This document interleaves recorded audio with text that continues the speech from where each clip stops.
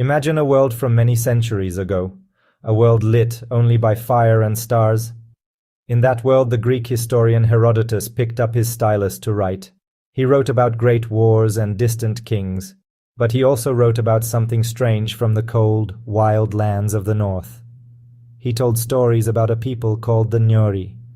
They lived north of the great Scythian warriors, and once a year, Herodotus wrote, each of them would become a wolf for a few days. Then they returned to their human form. Herodotus was not the only ancient writer looking north. Other authors also mention strange peoples living beyond the Greek and Roman world. The Roman scholar Pliny the Elder wrote centuries later a huge encyclopedia called Natural History. He also spoke of the Neuri. He placed them near the sources of a great river, Borysthenes, which we now call the Dnieper. That small detail helps us place these mysterious peoples on a more modern map. Like Herodotus, Pliny gathered stories from travelers, merchants, and soldiers. The Roman historian Sallust also wrote about northern peoples, and his works were read by later scholars.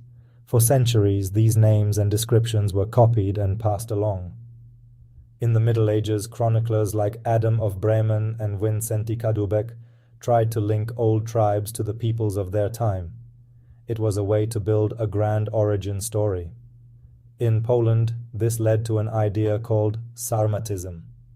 The nobility claimed they were descendants of the Sarmatians, related to the Scythians. The problem for modern scholars is that these texts mix observation, rumor, and myth. We must read them carefully. They are like foggy mirrors of the past. To find the land of the Neuri, we must become detectives. We take clues from the ancients and match them to today's geography.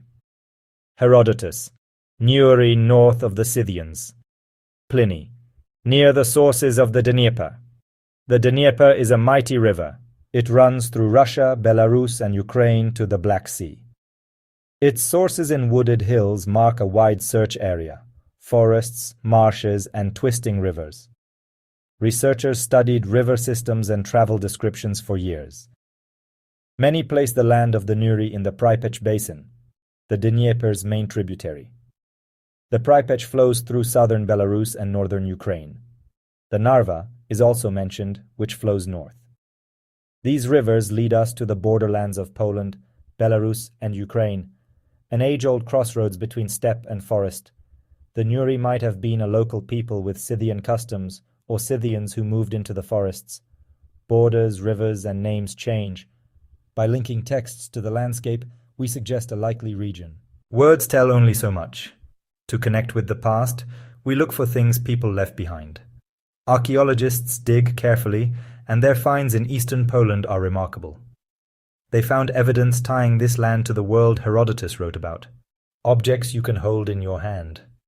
Graves from people thousands of years ago tell their own story. The Scythians dominated the Pontic steppe from the 8th to the 3rd century BCE.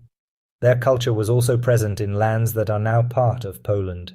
Tri-bladed arrowheads, made of bronze. Tri-bladed arrowheads, made of iron. Horse gear parts, pieces of harness, bridles and harness, key for horse cultures. These items are like calling cards from the past. They show that people following Scythian traditions were buried here.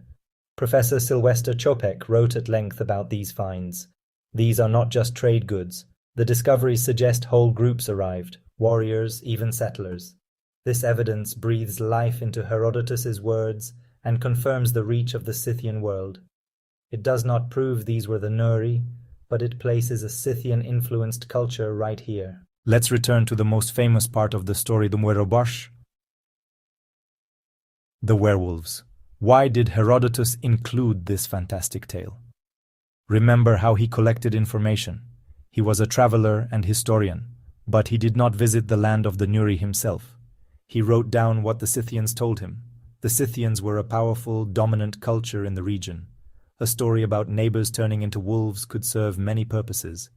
It could have painted the Neuri as wild, primitive, or even dangerous. An outsider's tale about another group. Or it might reflect real Neuri beliefs.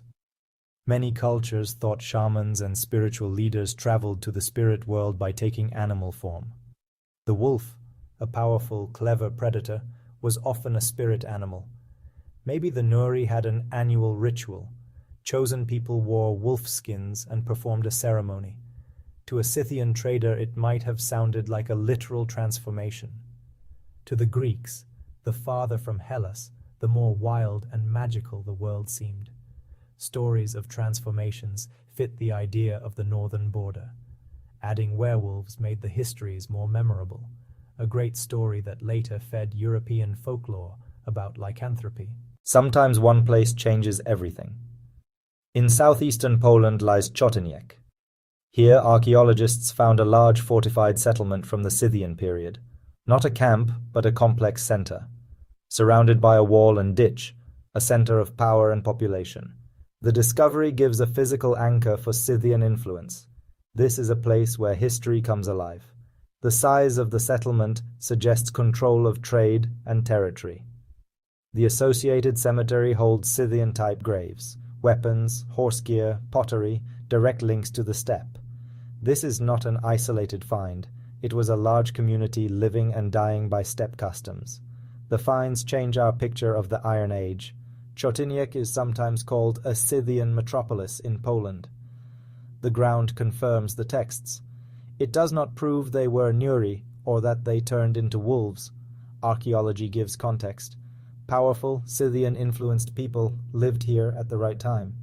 We can imagine smoke over the settlement and riders on the river, a bridge between this land and the wide world of the Scythian steppes. We began with a myth, the story of people who became wolves. We reviewed ancient texts, Herodotus, Pliny. We followed rivers north from the Black Sea into the forests of Poland and Belarus. In the ground we found traces, weapons, ornaments, graves.